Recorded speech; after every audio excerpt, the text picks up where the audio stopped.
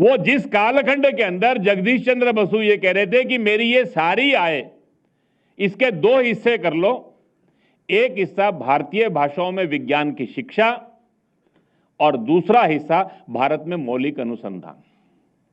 उनको जर्मनी की प्रयोगशालाओं से निमंत्रण मिल रहा था। उन्होंने कहा कि सीमित संसाधनों से मैं कलकत्ता में प्रयोगशाला बनाऊंगा, विदेश के लोग पढ़ने के लिए मेरे पास आएंगे। ये हमारे स्वाधीनता आंदोलन की पराकाष्ठा थी उस कालखंड के अंदर। वो बंगीय विज्ञान परिषद के अध्यक्ष होते हुए सत्येंद्र बोस बार बार भाषण दे रहे थे। वो फ्रेंच जानते थे, जर्मन जानते थे, इंग्लिश जानते थे, बंगला जानते थे, हिंदी जानते थे। दुनिया के हर शोध पत्र का वो बंगला में, हिंदी में अनुवाद कर रहे थे। वैज्ञानिक बिना सपने देखे नहीं बनता, सपने मातृभाषा में ही आते हैं, कभी विदेशी भाषा में नहीं आते। विज्ञान का मौलिक अनुसंधान ये कभी विदेशी भाषा में होगा ही नहीं, वो मातृभाषा में ही होने वाला है।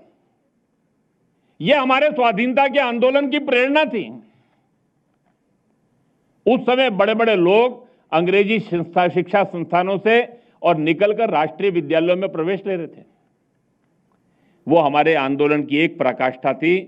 वो स्वत्रयी की प्रेरणा से चलने वाला स्वाधीनता आंदोलन 1947 तक आकर जैसे तैसे आजादी और जो 1905 में बंगाल के विभाजन को स्वीकार नहीं कर रहा था, उसने 1947 में देश के विभाजन को स्वीकार कर लिया। यह हमारे इस स्वाधीनता के संघर्ष का एक दूसरा हिस्सा भी है।